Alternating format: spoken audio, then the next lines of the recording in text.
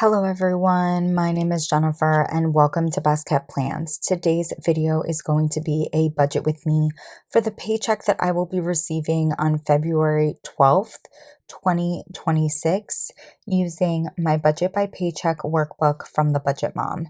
If you're interested in seeing that, please stick around.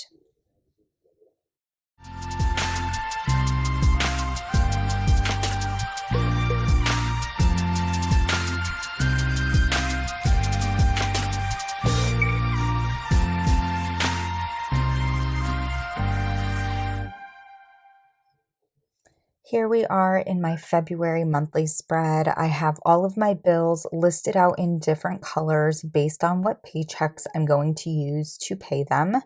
The bills that are listed in pink here are all going to be paid with my last paycheck in January.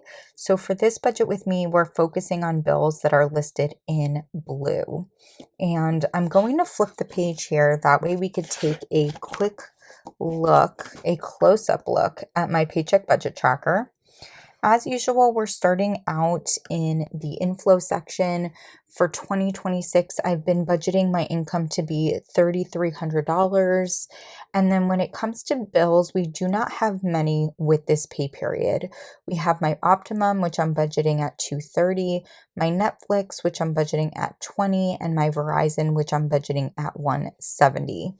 All of those added together do equal $420. And if I subtract that from the $3,300 we budgeted my income to be, I'm left with $2,880 that I'm bringing down to the variable expense section. Now, I always have my same variable expenses. I always have the same values. That's just what works for me in my budget. For 2026, food is a combination of two separate categories that I had in previous years. That's where groceries as well as eating out is coming from. I'm actually even debating making a larger change to my budget. We'll see what March has in store for me that would potentially affect this category as well. But for this pay period, I'm budgeting food at $300, gas at $50, and miscellaneous at $150. All of those added together do equal $500. And if I subtract that from the $2,880 we were left with after bills, I have $2,380 that we are bringing over to the sinking funds section, which is my favorite section of the paycheck budget tracker. We are in the midst of my sinking fund snowball. That is when I continue to save $800 towards my sinking funds, even though some of them have reached goal. And the extra cash that I have, I put towards sinking funds that are not at goal yet. For this pay period, we're able to put extra towards two of my sinking funds that have a monetary goal. Starting with car insurance and taxes, that's definitely the largest sinking fund I have to save for. It usually gets $190, but it's getting $247 with this paycheck. And then Christmas is getting $158, which is going to allow that sinking fund to reach goal. The rest of the sinking funds listed are all rolling sinking funds. They do not have a monetary goal. I save towards them every single pay period, no matter what. And I'm actually contemplating making some changes to these, probably not until I meet goal on car insurance and taxes, just because I think it might work better for my budget. And also, I want to change some of the values or denominations we have here to increase how much I'm putting towards some of these rolling sinking funds. But for this pay period, giving is getting 50, household is getting 20, home maintenance is getting 100, baby is getting 30, travel is getting 100, personal is getting 30, and car maintenance is getting 65. Everything added together does equal my normal $800. And if I subtract that from the $2,380 we were left with after bills and variable expenses, we have $1,580 that we're bringing down to the final section of the paycheck budget tracker. Now, I am currently paying off my student loans.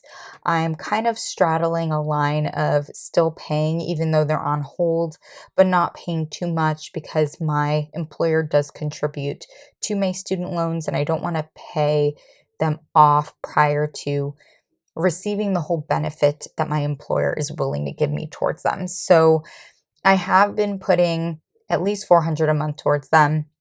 And for this pay period, I do want to put 580. And then the rest, which is $1,000, is going towards my house savings, or at least that was my intention when I wrote out this budget a couple of weeks ago, because I did write out this budget a little bit ahead of time. Things in my life have changed just slightly since then. Nothing all that exciting. I still have not found a house. I'm still looking for a house, but I've been having increasing issues with my MacBook, with my laptop for the last several months, honestly, for about 4 or 5 months probably. And I have just been ignoring it, and I have been unwilling to accept that my laptop is dying a slow death. It is getting worse.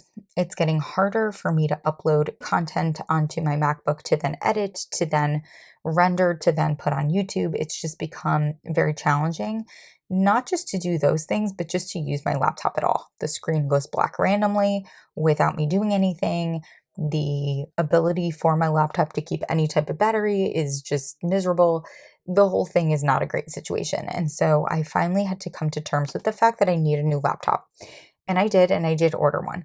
Unfortunately, for some reason, the MacBook is not going to be ready until mid-March. So I'm praying that my current laptop survives another 5 weeks. If it doesn't, I'm going to be going black on here for a little while until I can get my new laptop. But I'm hoping that that's not the case. I'm hoping still, regular videos are still a thing. It's part of why, like, I'm filming this video on the 8th a little bit early, because I'm trying to film things a little bit early just in case my laptop dies. But with having to purchase a new laptop, it was also incredibly expensive. There were certain things I really, really wanted. I wanted a lot of memory. I wanted high processing. And so it cost quite a bit. And so with this pay period and with the next few pay periods, I may not be putting as much as I was anticipating towards house savings and towards student loans, which, my house savings is like a huge, huge goal for me this year, because I need to pay off that laptop. So that's just something I wanted to comment on quickly. But let's finish out this budget with me by talking about my cash envelope breakdown. I have been going with largest denominations possible for both my variable expenses as well as my sinking funds.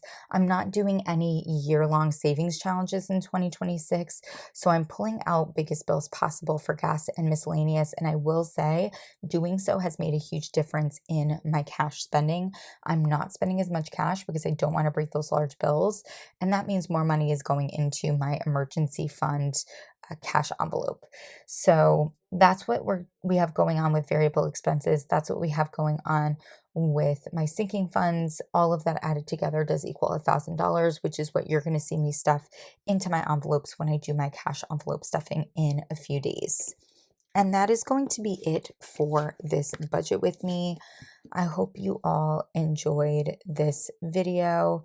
If you have any questions about the way that I budget, how I use the Budget by Paycheck Workbook, any other products that I use, please do not hesitate to put a comment down below.